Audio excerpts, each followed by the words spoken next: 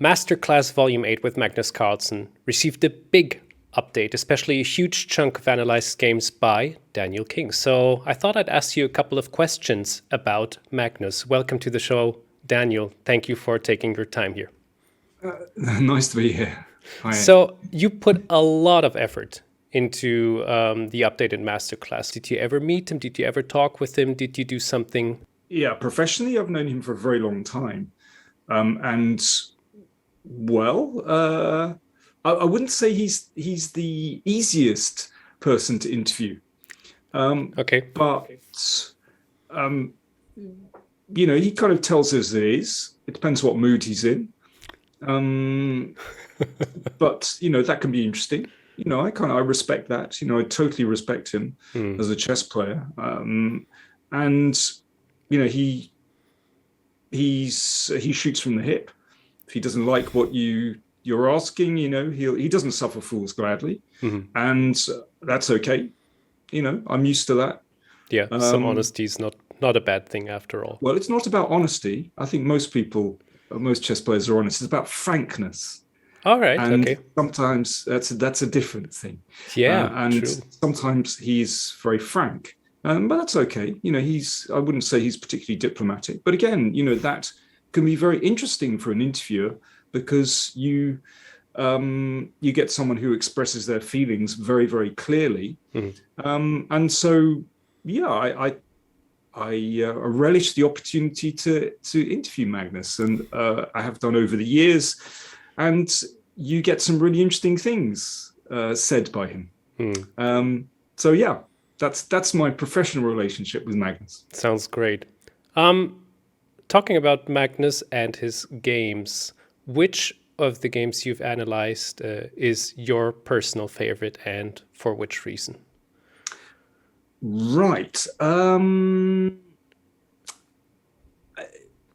Well, first of all, I do have a favorite, but perhaps I should give you a reason why and talk about the games I've selected. But basically, I wanted to give a variety of games that demonstrated his current playing style. And I think for me, what's very interesting about Magnus over the past couple of years is that his playing style has really broadened, so that he's playing lots of different kinds of positions. And previously one could talk about perhaps a particular kind of game that Magnus played, a strategic game where he controlled the game and outplayed his opponent in perhaps an end game or something like that, or controlled the middle game. But I think particularly post the 2018 World Championship match, all right, for me that was kind of a release. It was a real relief that he won this match, and he played after that. He's been playing a far more adventurous way, and I wanted to show some of those games. So let me show just one very, very briefly. One please. Particular game. A little extract, and that's certainly not the whole game. So in the World Championship match in 2018, he started playing the Sveshnikov.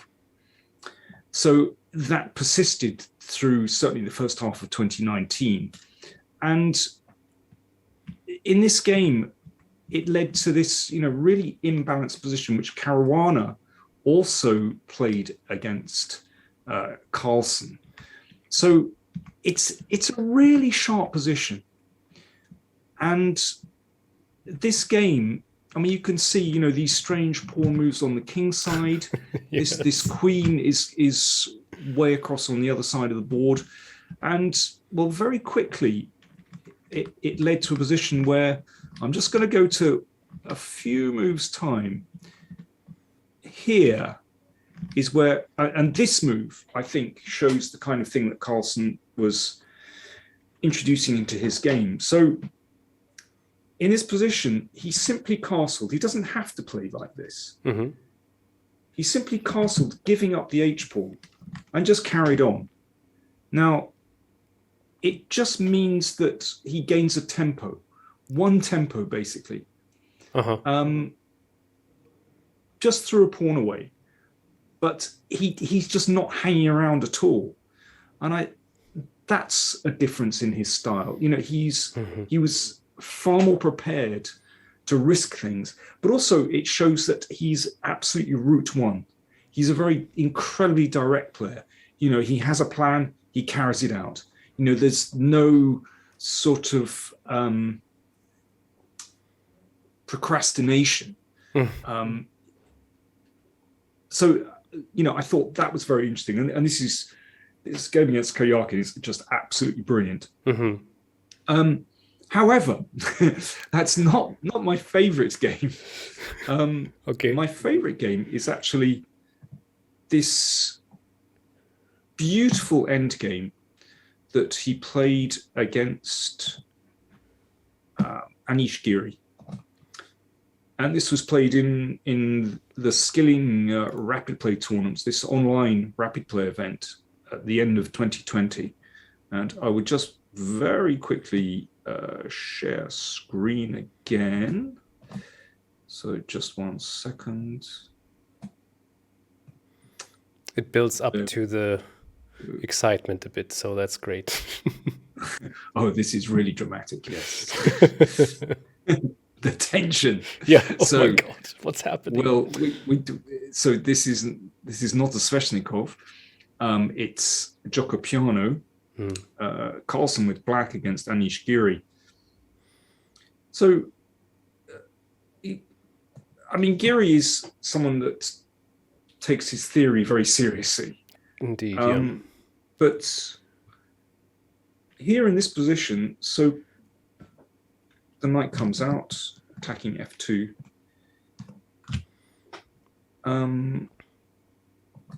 Bishop e3. And here previously, and I suspect that Anish knew this, there was knight takes e5. And white is a little bit more comfortable in this position. Just a little bit of a space advantage. But Carlsen exchanged on e3 and then took on e5. So basically, he's now a pawn down. Once again. But again, this shows a kind of adventurous side to his play, that he's prepared to give up material in order to try to get the initiative. So this is not a middle game like the game against Karjakin, but it leads to this endgame very quickly. And I suspect that at the start of this endgame, Giri just thought, well, I'm a pawn up. I mean, and this is a remarkable move as well, giving up the bishop for the knight. But I suspect that Giri just kind of thought, well, I'm not in danger of losing this. I'm actually a pawn up. One never knows, but it could perhaps turn in white's favor. The way Carlsen outplayed Giri from this position, I thought was just fantastic. And it's another example of an endgame which you look at it and you think that could go straight into a textbook. You know, this is an absolute model performance from Carlsen. But Carlsen doesn't just do this, you know, once in a blue moon.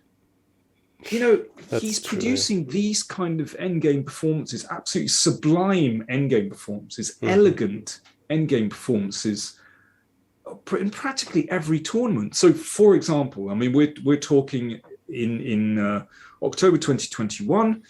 And, you know, just a few weeks ago, we had the Norway chess tournament where, for example, we had this absolutely beautiful endgame between Carlsen playing white and Alireza Firuzja playing black, bishop endgame, where, again, you just thought, how did he manage to squeeze a win out of this endgame? It was absolutely remarkable. But not just that, it's not just how he managed to do that, but it's the beauty of these endgames as well. It really was a textbook performance. So Carlsen somehow has this ability to squeeze blood from a stone. and does it on a regular basis in such an elegant manner. So this is actually my favorite of all the games. I mean, this is just the very, very start of the end game. But it's an absolutely remarkable performance. I'm just going to show one more position. I'm going to jump to it. Yes, please. Also, for all of you who are watching this, we have the game below the video, of course, for you to replay and take a look at a little. So, once the king reached e5, then, like I said, his games are so often elegant. There is a real beauty to these performances. And, when the king reached e5, you thought, oh, yeah, that's a pretty picture. Anyway, I spent a very long time pulling these games apart, and just for my own benefit, to understand exactly how Magnus is doing this. And of course, looking at where his opponents could improve as well. But very often you find in these games that at first it's actually very, very hard to identify a moment where his opponent goes wrong. It feels like there's something really inexorable about these victories. But of course, there always is a moment. But I find that instructive as well, actually, trying to identify those moments where his opponent could have held a draw, because there always is. You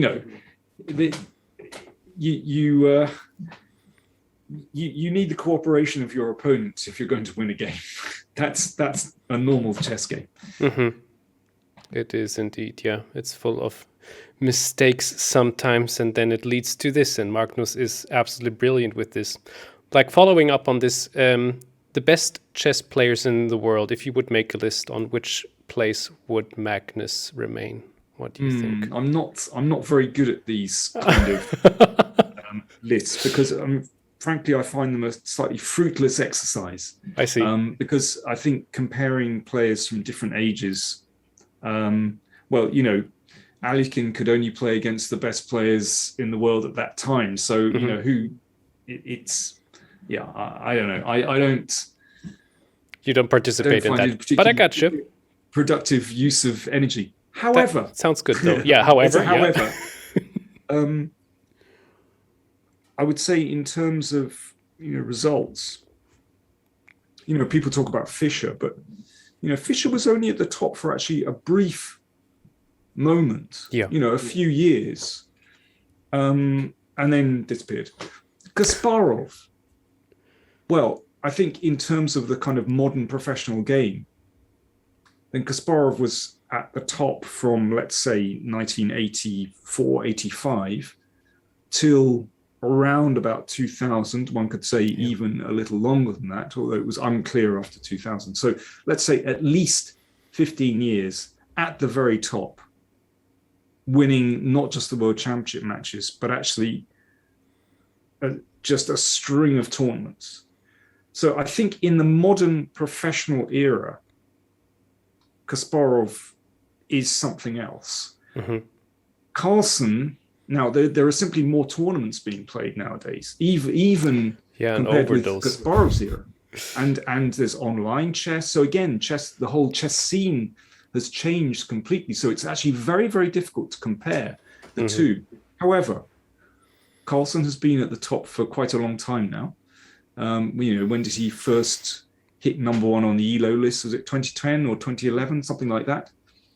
So he's already, he's getting closer to, let's say, that 15-year period, and has won several World Championship matches. So I would say he's approaching, if one wishes to compare, which I don't. We got that. But if you want to, then I would say he's getting closer to that kind of Kasparov dominance. But I think the thing, just very quickly, about Kasparov is that Kasparov fought off different waves of opponents. So obviously there was Karpov, but after that there was the younger generation. There was, Anand, obviously, Ivanchuk, Gelfand, etc., and a whole different generation. So Carlsen is just experiencing that now, actually. because the younger ones are coming through. Mm-hmm. Or let's say more of his generation. So he fought off Anand, but now, of course, in November, he has a challenger from his generation, Nepomniachtchi, and that is going to be really interesting. That is going to be absolutely interesting. On your own channel, on your Power Play channel on YouTube, you're actually making like a nice investigation of previous encounters, even when they were having their first encounter, Jan Nepomniachtchi and Magnus Carlsen, when they were still small. And this is continuing until the World Championship. Do you have a prediction? I mean, it's also kind of a lame question, but after all, I would like to ask an expert like you. What do you think? How will it end? Well, I mean, obviously Carlsen's the favorite. We all know that. But I think what is exciting is the contrast in styles. And that's evident from their games going way back into their junior days when they were first playing each other in the kind of, European under-12 championship. And there's always been that contrast. So I think it's going to be, I think because Nepomniachtchi is a more unstable player than, say, Caruana. Uh-huh. He's an uneven player. Sometimes brilliant, sometimes moves that are just sort of rather unorthodox. Mm-hmm. And I think that can also destabilize your opponent. Forgetting the objective merits of a move, if they're just a bit different, then that kind of it's a bit like a Korchnoi type player. I mean, I'm not saying they're similar in style, but Korchnoi was kind of uneven in that sense. So I think it's going to, there could be some upsets here. I'm not sure. But of course, Carlsen is the clear favorite. Sure. We all know. But probably a little less draws after all. I'm not sure. I don't know, actually. Mm-hmm. People have been saying that, but I think we have to expect in these days of massive opening preparation, that there will be a lot of draws. Actually, I think we need to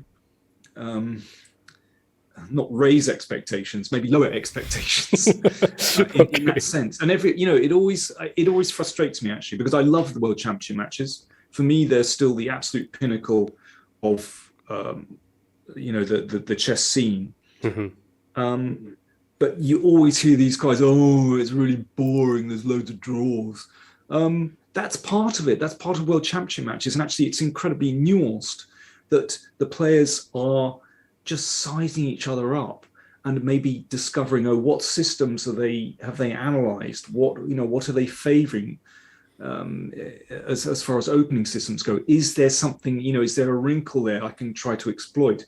So, in these World Championship matches, that is absolutely normal. That, often for a few games, there will be a lot of draws. Mm-hmm. It's normal. But, you have to analyze why. and that I find absolutely fascinating. So I'm still expecting lots of draws. And I still think that's okay. Fair enough. One last question I have on my mind, or not only I have on my mind, but like loads of our viewers, of our readers, we're getting emails. Daniel, when is the next Power Play Fritztrainer appearing? Well, if anyone has a suggestion for a particular theme or a topic that they'd like me to cover, then please forward those emails to me. Okay. And I'll certainly consider any options. Perfect. We will do that. Daniel, thank you so much for taking your time. I know how busy you are and how much you have to do. So thank you for taking the time for this little sneak preview and interview. And for everybody at home, thank you for watching. I hope you enjoy the updated masterclass. And we will see each other another day. Bye-bye. Thank you. Bye.